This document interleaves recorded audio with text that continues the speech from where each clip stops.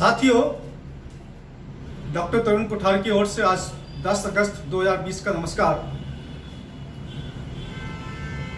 साथियों, आप लोगों के माध्यम से मैं राजस्थान के मुख्यमंत्री श्री अशोक गहलोत साहब एवं उत्तर प्रदेश के मुख्यमंत्री श्री योगी साहब से एक सवाल पूछना चाहता हूं कि आखिर जो लॉकडाउन का जो समय निर्धारित आप लोग करते हैं उसके पीछे साइंस क्या है, उसके पीछे विज्ञान क्या है। कभी आप 15 दिन का लॉकडाउन करते हैं, कभी आप 14 दिन का लॉकडाउन करते हैं, कभी आप 30 दिन का लॉकडाउन करते हैं, कभी आप 21 दिन का लॉकडाउन करते हैं, कभी आप सैटरडे संडे का लॉकडाउन करते हैं, कभी आप 10 बजे से लेकर 5 बजे तक का लॉकडाउन करते हैं, कभी आप संडे का लॉकडाउन करते हैं। आखिर ये कौन सा विज्ञान है? 1 दिन का लॉकडाउन, 2 दिन का लॉकडाउन, 10 दिन का लॉकडाउन, 5 दिन का, 7 दिन का, 15 दिन का, 14 दिन का, 21 दिन का, 30 दिन का, क्या है ये? किस विज्ञान के आधार पर क्या आप इसे हम लोगों को समझाने का प्रयास करेंगे? मैं डॉक्टर हूं, मुझे आप जानकारी दीजिए कि ये किस आधार पर किया जा रहा है।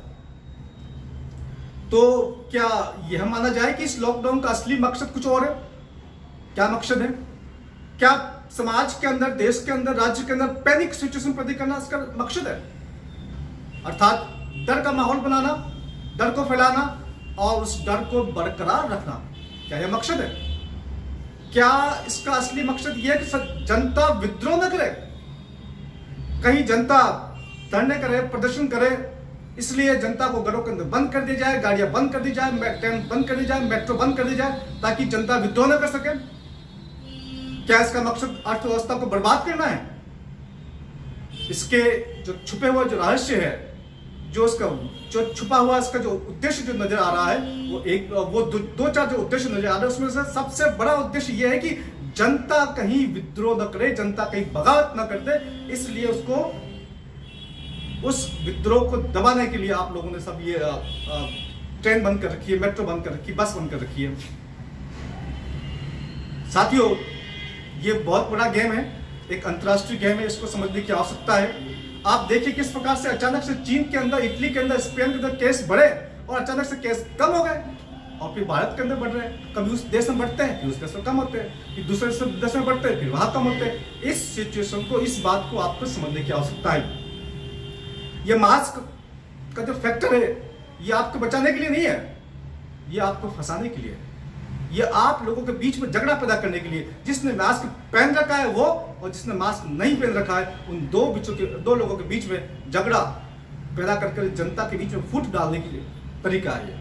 यही आपका वैक्सीन को लेकर के होगा। जो भी वैक्सीन आने वाली है, अगर कुछ लोगों ने वैक्सीन लगवा ली, हो सकता है कि सरकार ये कहे कि वैक्सीन आवश्यक नहीं है, कंपल्सरी नहीं है, वैक्सीन को आपको जिसको इच्छा हो लगाओ, जिसको इच्छा हो नहीं लगाओ। लेकिन एक बार अगर कुछ लोगों ने वैक्सीन लगवा दी तो बाद में सरकार इसको कंपल्सरी कर देगी, चाहे उसके फायदे हो चाहे नहीं हो। उसके वैक्सीन के फायदे नहीं होते हैं, वो आपको फिर कभी किसी और वीडियो के अंदर मैं आपको बताऊंगा। दूसरी बात, मैं डॉक्टर समुदाय को कहना चाहता हूं। डॉक्टर समुदाय मेरी बात को बहुत अच्छी तरह, बहुत गहराई से सोच समझ ले। क्यों?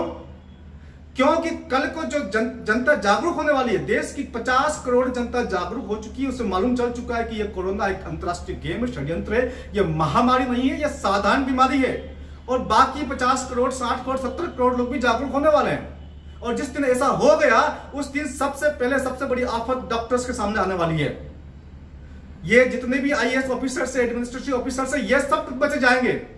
किसी नेता का कुछ नहीं बिगड़ेगा, किसी मंत्री का कुछ नहीं बिगड़ेगा, किसी IPS का, पुलिस अधिकारी का कुछ नहीं बिगड़ेगा, किसी वकील का, किसी इंजीनियर का, किसी जज का कुछ नहीं बिगड़ेगा। जनता आपसे, डॉक्टर से सवाल पूछेगी।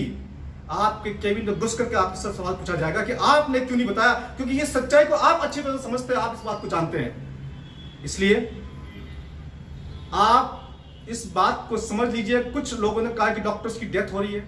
अभी इंडियन मेडिकल एसोसिएशन ने बताया कि लगभग 170-180 डॉक्टर्स की डेथ हो चुकी है, वो मोदी जी से मिलने के लिए गए हैं। ये क्या बकवास लगा रखी है आप लोगों ने? आपकी डेथ इसलिए हो रही है क्योंकि आप PPE किट पहनते हैं, आपकी डेथ इसलिए हो रही है क्योंकि आप मास्क पहनते हैं। मास्क पहनने से कार्बन डाइऑक्साइड बढ़ती है, ऑक्सीजन कम होता है, इससे आपको रेस्पिरेटरी डिस्ट्रेस हो जाता है। और अगर आपके रेस्पिरेटरी सिस्टम में कोई और बीमारी पहले से है, मान लीजिए आप COPD के पेशेंट है, मान लीजिए अस्थमा है, मान लीजिए आपको कोलैप्स है, कंसोलिडेशन है, प्लूरल एफ्यूजन है, निमोनिया, निमोथोरैक्स है, तो आपकी स्थिति और ज्यादा खराब हो जाएगी। दूसरी बात, पीपी किट। पीपी किट, ये जो रेन कोट जो आपने पहन रखा है, ये किसी काम का नहीं है। इसमें से ये पीपी किट प्लास्टिक का, इसके अंदर से भी बैक्टीरिया आर पार हो जाते हैं, वायरस आर पार हो जाते हैं। इसको कोरोना वायरस इस रोकने वाला नहीं है। परंतु आप इसको पहनने के बाद पानी नहीं पी सकते, आप इसको पहनने के बाद पेशाब नहीं कर सकते, आपको पसीना आएगा, बदबू आएगी, सनलाइट नहीं आएगी, फ्रेश एयर नहीं मिलेगी, आपको थकावट हो जाएगी, आपको चक्कर आ जाएंगे, आप नीचे गिर जाएंगे, उस तरह से मरे। तो पीपीई किट से, मास्क से कुछ केसेस में आपकी मृत्यु दर बढ़ सकती है, कम नहीं हो सकती है। और दूसरी बात ये आपको ध्यान रखनी कि डॉक्टर्स भी इंसान है, डॉक्टर्स भी एक जीव है। जिस प्रकार से सब जीव मरते हैं, सब बाकी इंसान मरते हैं, ऐसे डॉक्टर्स भी मरते हैं। IMA, इंडियन मेडिकल एसोसिएशन को मैं बताना चाहता हूं, शायद उनको जानकारी नहीं होगी, कि हिंदुस्तान में प्रति माह 400 डॉक्टर्स की डेथ होती है। जिस प्रकार से साधारण व्यक्ति मरते हैं, उसमें से कुछ डॉक्टर्स होते हैं। यानी कि पिछले 5 महीने में 2000 डॉक्टर्स की डेथ हो चुकी है। और उसके ऊपर आपने कोरोना टेस्ट कर दिया, जो कि 2% से लेकर 40% तक नेगेटिव रिजल्ट उसके आते हैं, उसके फॉल्स रिजल्ट आते हैं। फॉल्स पॉजिटिव होता है, फॉल्स नेगेटिव होता है। 2% से 40% तक इनएक्यूरेसी है उस टेस्ट की। और बाय द वे, मरने से पहले उसका टेस्ट पॉजिटिव आ गया तो आपने बोल दिया कि डॉक्टर मर गया। ऐसा कुछ नहीं है। सभी डॉक्टर समुदाय इस बात को ध्यान रखे, अपने मास्क, अपने पीपी किट को आग लगा के फेंक दे, वो आपके लिए जानलेवा हो सकते हैं। मास्क और पीपी किट आपको नहीं बचा सकते। मैं पिछले 6 महीने से बगैर मास्क और बगैर पीपी किट के पेशेंट देखता हूं।